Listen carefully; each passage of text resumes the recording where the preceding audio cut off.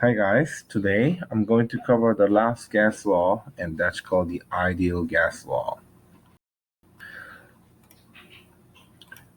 Ideal gas law. Okay, so this is created by putting a four factors affecting gas behaviors into one equation. So volume, number of gas, temperature can be tied together into this relationship. It's for P1 V1 over N1 T1 is equal to P2 V2 over N2 T2. And we find that whenever we multiply pressure and volume and divide by number of gas mole and temperature, we always get the constant value.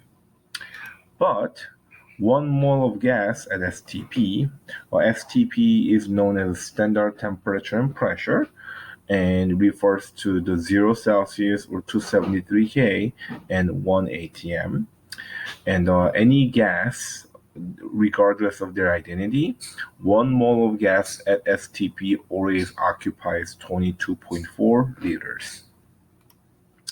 If we plug in these values into the PV over NT, we can calculate the constant value that comes out to be 0.0821 liter times atm divided by mole per K.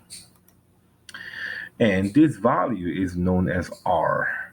And this is what we're going to call them the ideal gas constant. Now, if we put all of these gas variables, including that constant value R, into the formula, we get this. PV is equal to nRT. I often call this one PV-NRT because it just sounds like PV nRT, PV-NRT. And this equation is known as the ideal gas law. Okay, using the ideal gas law, since the gas constant R has 0.0821 LATM per mole K, the other unit has to be fixed. That's because the constant value is already adopting the unit according to LATM mole K. That means all the gas variables you're going to be using for ideal gas law has to have a fixed unit. So the volume has to be measured in liters, pressure must be measured in atmospheres, N has to be the moles of gas, and the temperature has to be in Kelvin. Okay, so here is a practice problem. What is the pressure in atm over 0.18108 mole sample of helium gas? So since we are trying to solve for the pressure, I'm going to go ahead and put the P is equal to unknown ATM. That's what we're solving for. And we are given 0.108 moles of sample of helium gas, the mole. This represents the N, and that is 0.108 mole. And temperature is at the 20.0 Celsius. That's another given. And finally, the volume is given to us as 0.505 liters. Based on these given variables, we know that we got to use the ideal gas law. Right? Ideal gas law is the one that uses every gas variable. Okay, and ideal gas law is not comparing two different situations, unlike the previous gas laws. Okay, for the gas laws, you can only use the Kelvin temperature, okay, including the ideal gas law. So you're gonna have to first convert this Celsius temperature into Kelvin, and you can simply do that by adding 273. Again, the 20.0 Celsius has the significant figure all the way down to 1/10, and this is an addition, so you have to report your answer to the nearest 1/10, which is 293.0 Kelvin. Ideal gas law is a PV nRT, PV-NRT, but we are solving for pressure. So I'm going to have to rearrange this equation in terms of a pressure. So P is equivalent to nRT over V.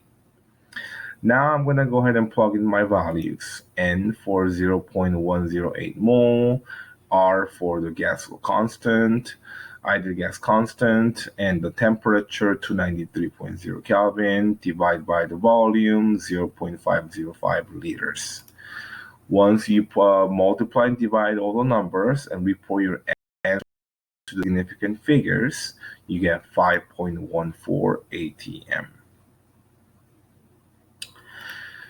Here is the practice problem number 2. Determine the temperature required. Okay, so we know we are trying to solve for the temperature first. And again, all the gas law problems will be always using the temperature measured in Kelvin and 0.0470 mole of gas, which is N, that's also given. And we next we're given a volume, which is 120.0 milliliters. And lastly, we are given 750.88 torr of pressure. So that is the pressure. Again, based on these given variables, right, we are given all 4 variables. So this is going to be using the ideal gas law. All right, for the ideal gas law, you can only use ATM, L, mole, and K as a unit. Therefore, you need to convert torr into the ATM and the milliliter into the liter. So I'm going to go ahead and first convert the torr into an ATM. These conversion factors will be given to you, so you do not need to memorize it. So 1 ATM over 760 torr, reporting 5 significant figures because your given value, this one has 5 significant figures. So 0.98800 ATM, and the volume 1 liter over 1000 milliliter. Again, using 4 significant figures, you get a 0.1200 liters. Ideal gas law is a Pivnert. This time we are solving for the temperature, so I'm going to go ahead and rearrange my equation. You're solving for the T, right, per what we have learned in literal equation. Now I'm going to go ahead and plug in the numbers. Once you multiply and divide numbers all together, you should be getting 3 significant figure answer, 30.7 Kelvin.